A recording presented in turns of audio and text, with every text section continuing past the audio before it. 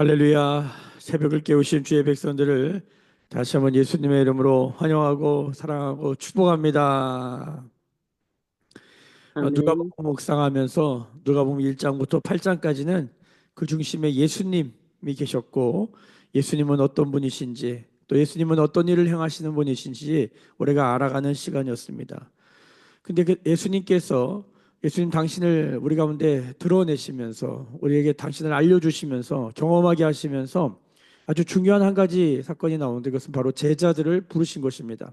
말씀드렸던 것처럼 예수님이 이 땅에 오신 목적은 십자가를 지시기 위함인데, 십자가를 지기 전에 밤이 맞도록 기도하시면서 땀방울이 핏방울이 될 정도로 아주 집중 기도를 하셨어요. 그만큼 예수님이 오신 그 십자 이후, 그 십자가의 사명은 정말 기도 없이는 어, 정말 감당할 수 없는 일이라는 것이죠.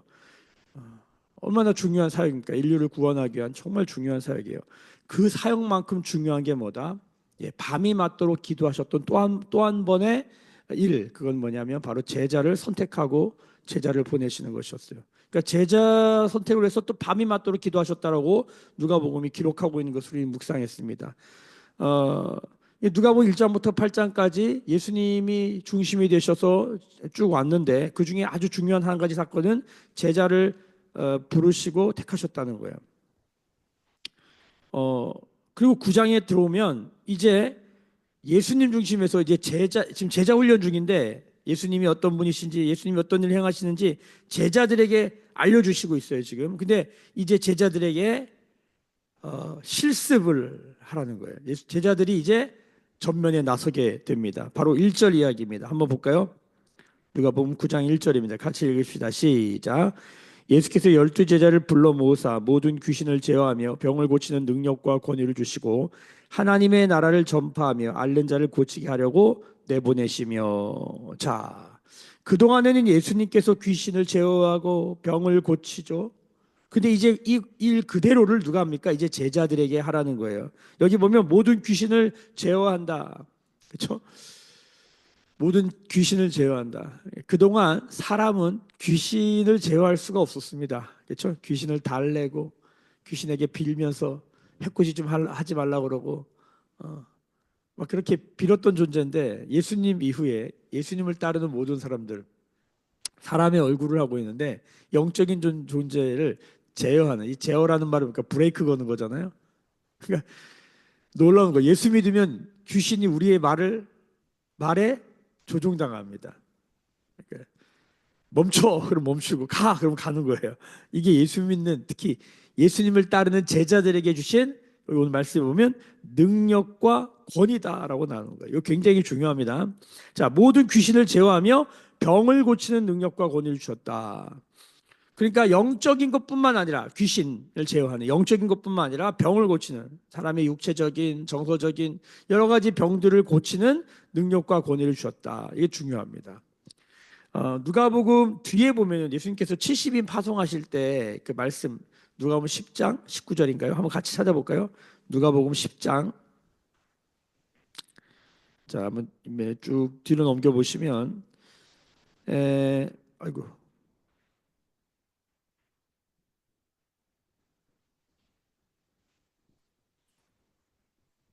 누가복음 10장, 자, 19절 한번 보세요. 70인 파송하면서 비슷한 말씀이 또 한번 나오는데, 19절 같이 한번 읽어볼까요? 그러니까 3월 10일 월요일, 다음 주 월요일 묵상인데 한번 잠깐만 보겠습니다. 19절 시작.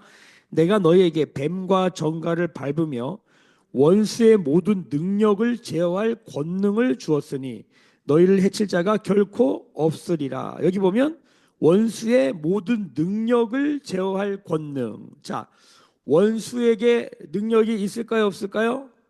예, 엄청 많아요. 그럼 귀신에게도 능력이 있을까요, 없을까요? 있어요. 근데 중요한 건 뭐냐면 그 귀신의 모든 능력을 제어할 권능을 주셨다는 거예요.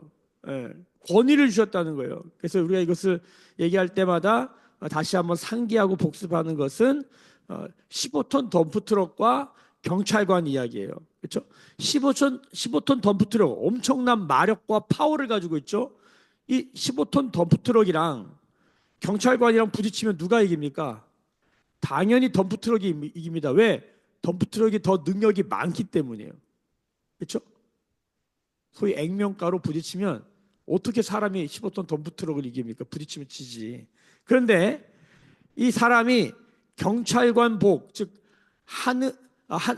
나라에서 공적 권력을 부여해주면 옷을 입히고 호루라기 하나 주고 봉 하나 주면 모자 하나 딱 쓰면 어떤 일이 벌어지냐? 손 들고 호루라기를 삐리리릭 불면 15톤 덤프트럭이 오다가 서요. 오른쪽으로 가라면 오른쪽으로 가고 왼쪽으로 가라면 왼쪽으로 가요. 그렇죠?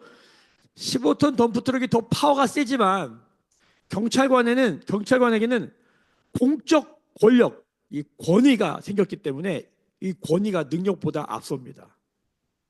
그래서 15톤 덤프트럭이 경찰관의 말을 듣는 거예요. 똑같은 원리입니다. 모든 원수, 귀신은 우리보다 훨씬 능력이 많아요. 응? 대단해요.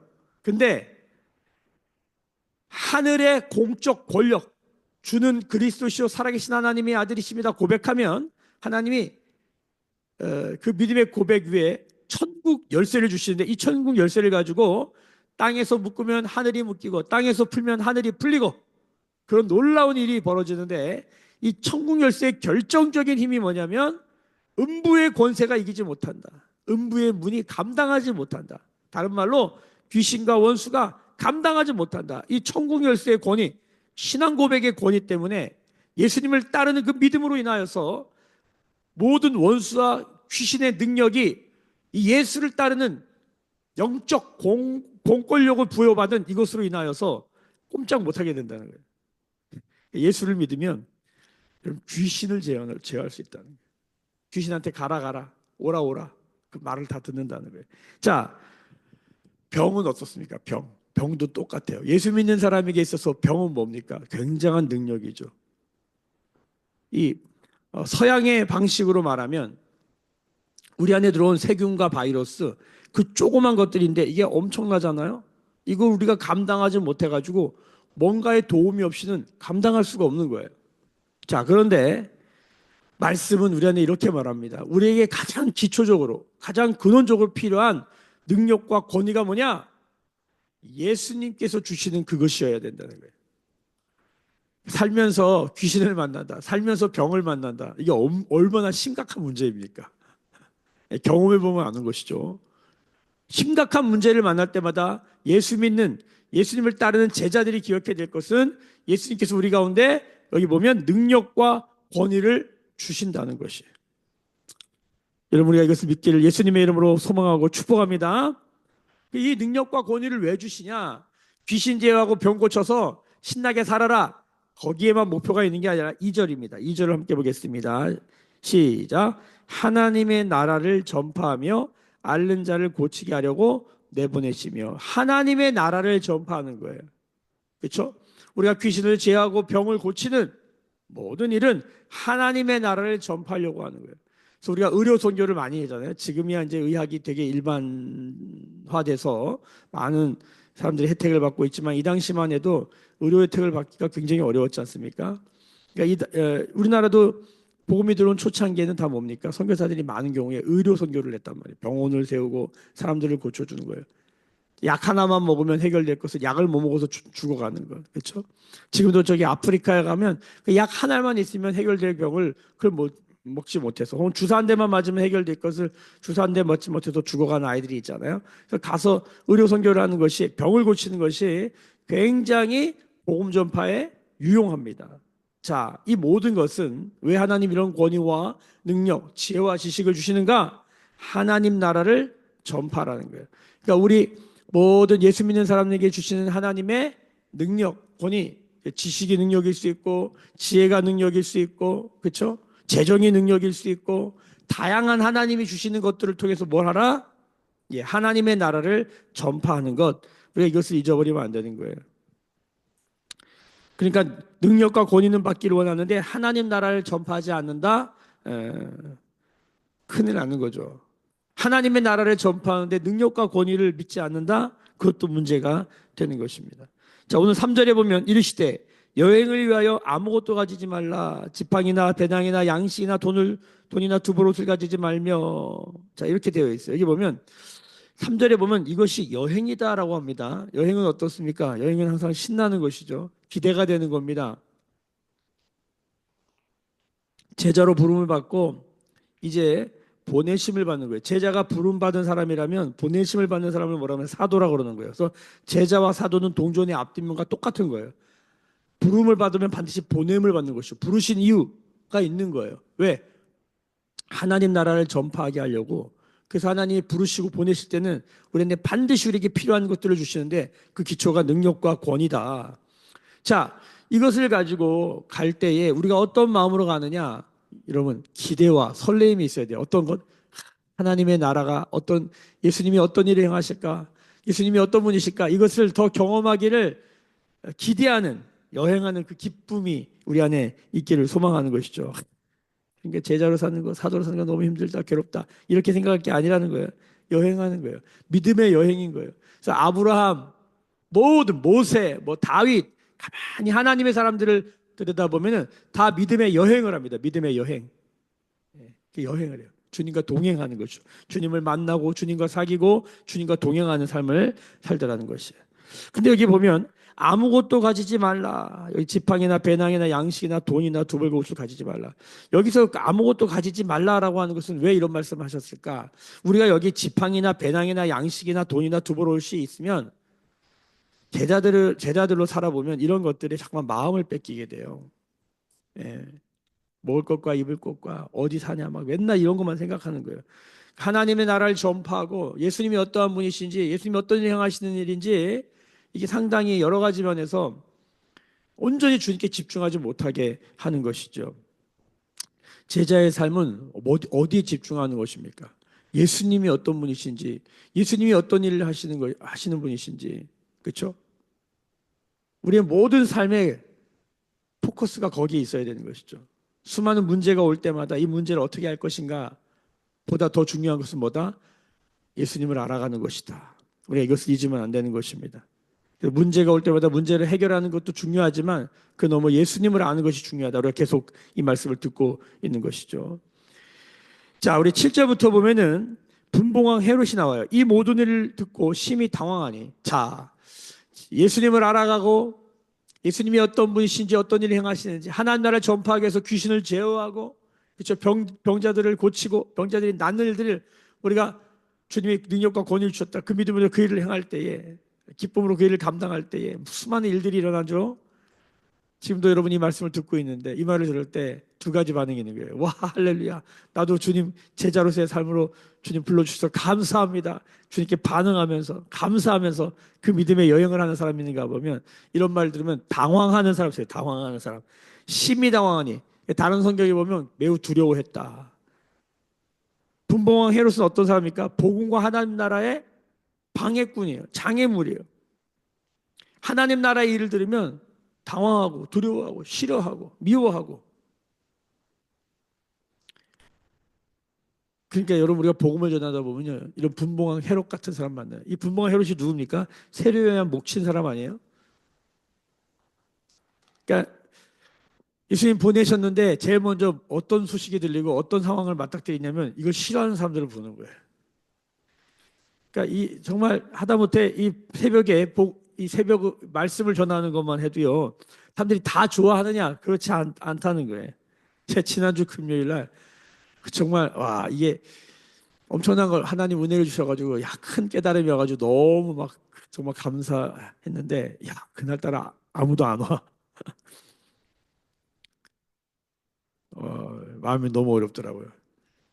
우리가 이제 이 구원의 교리가 개인 구원의 교리는 많이 있잖아요. 잘 정리되어 있잖아요. 예수 믿고 구원받는 이 개인 구원에 대한 교리, 성경을 잘 정리해서 조직 신학적으로 딱 이 공식대로 하면 구원받는 길로 딱 가는 그런 게 너무 잘 정리되어 있는데 공동체 구원 교리는 없어요. 공동체가 구원받는다는 것에 대해 설교도 하고 너와 내 집이 구원을 받는다 이런 얘기는 많이 하는데 어떻게 공동체가 구원을 받는데 이에 대한 교리가 없어요. 근데 이게 확 깨달아진 거예요. 제가 죄사함 이후에 죄사함이 있구나.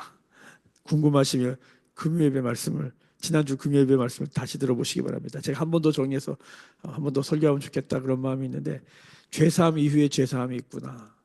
공동체 구원의 교리가 있구나 성경에. 제가 이거를 서순도 목사님한테 나눴거든요. 제가 말씀을 딱 이런 걸 깨달았습니다. 서순도 목사님 바로 하신 얘기가 뭐냐면 책 쓰세요. 빨리 쓰세요. 좀 더 정리를 해서. 근데 중요한 건 뭐냐면 이렇게 막 깨달아가지고 막 너무 좋아서 막 이거 전해야겠다 막. 근데 아무도 안 들어, 아무도 안 와. 막 그럴 때 마음이 어려운 것이죠. 그럴 수 있다는 거예요. 우리 안에 항상 환영하고 감사하고 기뻐하는 사람만 있는 게 아니라 어떤 사람? 예, 이렇게 싫어하고 예, 어려워하고 그런 사람도 만나는 것이죠. 여기 헤롯과 같은 사람. 그러니까 이런 사람이라고 하는 이 문제를 만날 때가 쉽지가 않아요.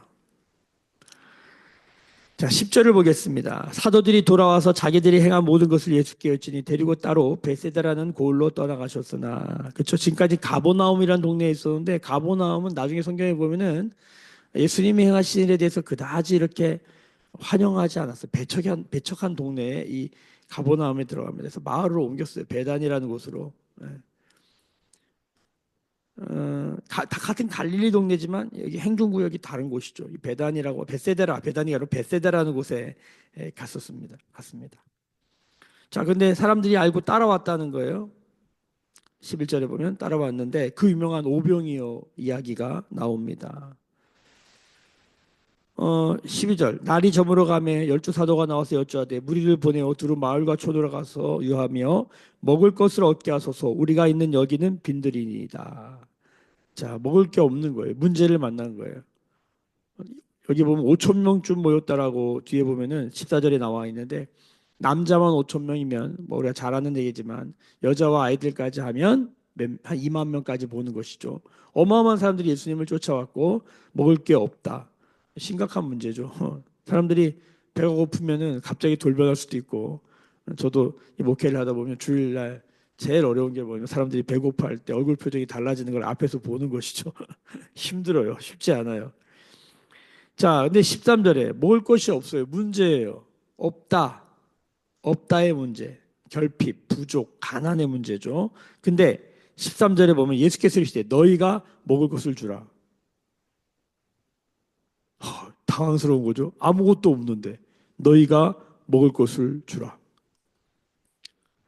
아무것도 없는데 잘 들으세요. 아무것도 없는데 귀신을 만납니다.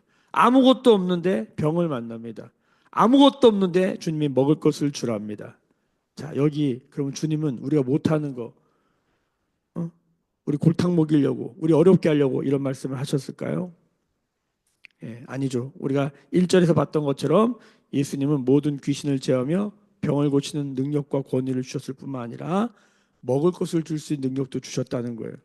이 모든 능력과 권위는 어디로부터 오는 거예요? 예, 주님으로부터 오는 것이죠. 주님이 함께 하시는 거예요. 그래서 이 오병이어도 결국은 누가 하십니까? 주님이 하시는 거예요. 너희가 먹을 것을 주어라. 예, 주님. 주님이 같이 있으니까 주님께 구하면 되는 것이죠. 제자들이 뭐라 그래요? 여짜오되 우리에게 떡 5개와 물고기 2마리 밖에 없으니 이 모든 사람을 위하여 먹을 것을 사지 아니하고서는 할 수 없사옵나이다 하니. 그러니까 제자들은 본인들의 지식과 경험 안에 갇혀 있는 거예요. 우리는 이것밖에 없다. 또 하나 뭐요? 먹을 것을 사지 아니하고는 할 수 없다. 자, 지금까지 이런 많은 사람들을 먹이려면 어떻게 돼요? 뭘 사서 먹여야 되는 거예요. 이거밖에 모르는 거예요. 뭐 그거 잘못된 건 아니죠. 그 지식과 경험에 한계에 갇혀 있는 거예요. 그런데 예수님이 함께 있다는 건 뭐냐면 그 지식과 경험의 한계에 갇혀 있지 않겠다는 거예요. 지금까지 내가 살아왔던 내가 50년 살았어요. 60년 살았어요. 그 지식과 경험에 갇혀 있지 않은 거예요. 예수를 믿는다는 건 뭐예요? 그 지식과 경험을 뛰어넘는 믿음 가운데로 들어가는 거예요. 어떤 믿음? 예수님이 함께 하신다는 거예요. 어떤 병을 만나든지 어떤 영적인 상황 가운데 놓여든지 어떤 우리의 육적인 필요 가운데 놓이든지 주님이 함께 하시면 먼저 그의 나라 의를 구하면 이 모든 것에 뭐가 있다? 답이 있다. 답이 있다. 그리고 이 모든 것을 넘어서 그 답을 넘어서 우리는 그 주님을 알아가고 주님을 경험하고 주님과 동행하는 것이다. 예수님을 알면 모든 문제엔 답이 있다.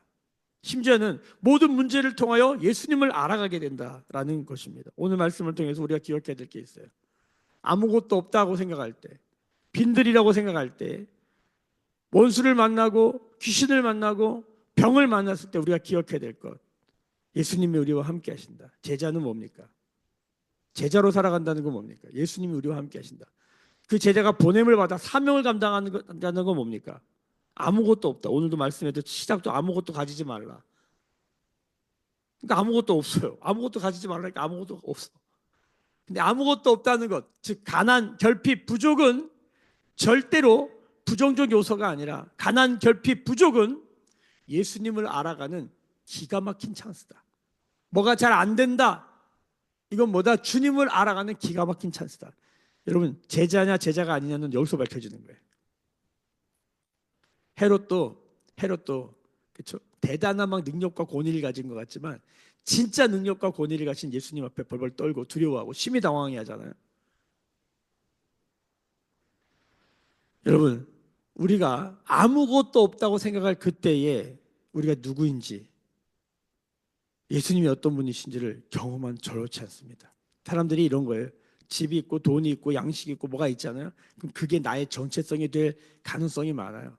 그러니까 예를 들어서 당신이 누구십니까? 그러면 사람들이 자기 자신에게 있는 걸 가지고 자기라고 생각해. 자기 성격, 자기가 갖고 있는 배경, 자기 학력 이런 게 자기라고 생각하고 그것을 설명해요. 그러면 그것을 자꾸 드러내요. 근데 예수 믿는 사람은 뭡니까? 나는 누구인가? 내가 가진 것, 내가 뭐가 있고 없고가 나를 설명하는 방식이 아니라 나는 누구인가? 뭐 대학을 나왔냐 안 나왔냐 이게 나를 설명하는 방식이 아니라 예수님과 나와의 관계는 무엇인가? 내가 이 땅에 살아가는 삶의 이유와 목적은 무엇인가? 그렇죠? 하나님의 나라를 전파하는 하나님의 나라는 의의 나라, 하나님의 나라는 평강의 나라, 하나님의 나라는 기쁨의 나라잖아요. 하나님의 의, 정의, 하나님과 우리의 관계를 드러내기 위해서 나의 삶의 목적이 있는 거예요. 많은 사람들에게 평안을 주기 위해서 나의 삶의 목적이 있는 거예요. 많은 사람을 행복하게 하는 거죠. 기쁘게 하는 거예요. 하나님 나라를 살아간다고 하는 사람들의 삶의 가치. 내가 뭐 좋은 직장에 들어간다, 내 큰 집에 산다, 승진을 한다. 이게 우리의 삶의 목표가 아니라 그런 일이 있을 수 있지만 이런 건 다 그냥 따라오는 것이 우리의 본질적인 목표는 주님을 알아가는 것. 그래서 그 관계 안에서 하나님의 나라를 전파하는 거예요. 많은 사람들을 이롭게 하고 행복하게 하고 많은 사람들에게 그 좋은 소식을 알려주는 그 우리의 사명을 감당하는 삶.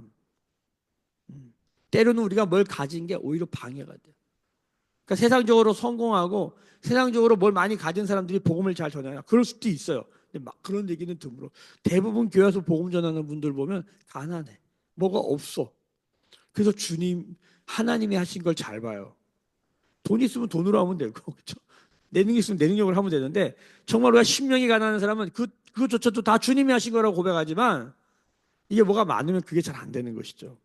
오늘 우리가 말씀을 통해서 우리의 삶 안에 오는 수많은 문제들, 귀신을 만났다, 병을 만났다, 복음을 방해하는 방해꾼을 만났다, 먹을 것이 없다, 빈들이 있다, 아무것도 없다라고 하는 것이 문제로 끝나는 것이 아니라 주님을 더 깊이 알아가는 하나님 나라와 그 복음을 더 깊이 경험하고 그 복음을 전하고 하나님 나라를 전하는 하나님을 알고 하나님을 알리는 복된 삶이 되는 제자와 사도. 오늘 이 뒤에 보면 10절부터 보면은 이 사도라는 말로 바뀌어요.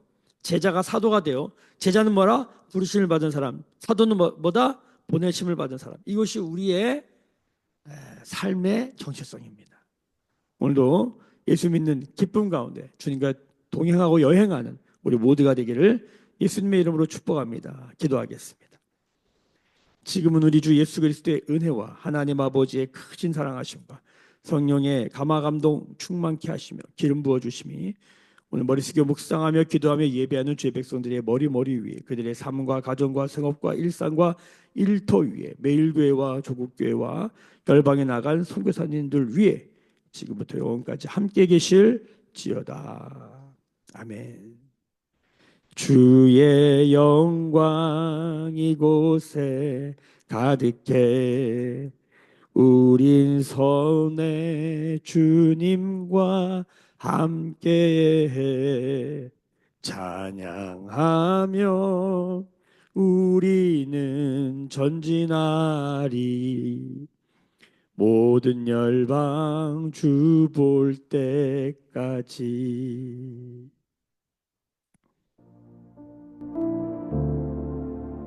한 가지 기도 제목을 부탁드리는 것은 우리 아름다운 교회 김한옥 목사님을 위해서 기도해 주시기 바랍니다. A형 독감으로 시작해서 폐혈증에 시작해져서 기도 삽관을 하고 공급을 하면서 어려운 시간. 서울 강동지방에 작년에 지방회장을 역임하시고 올해 교육자 회장을 담당하시면서 병으로 어려움을 당하고 있습니다. 또 심근경색이 발견되어 가지고 또 어려움을 당하고 있어요. 하나님이 순하게 해주시고 고쳐주셔서 사명 잘 감당하시고 또 병하고 있는 가족들 사모님과 두 딸이 있는데 병나실 때 또 오늘 함께 이 기도 제목을 가지고 기도해 주시기 바랍니다. 회복할 수 있도록 은혜를 베풀어 주시고 오늘 말씀으로 우리 매일교회가 제자의 삶 살아가고 사도적 삶을 살아가는 우리가 되도록 주님 만나고 사귀고 동행하는 매일교회 되게 하여 주시고 같이 통성으로 기도하며 저렇게 나아가겠습니다. 함께 부르짖어 기도하십니다. 주여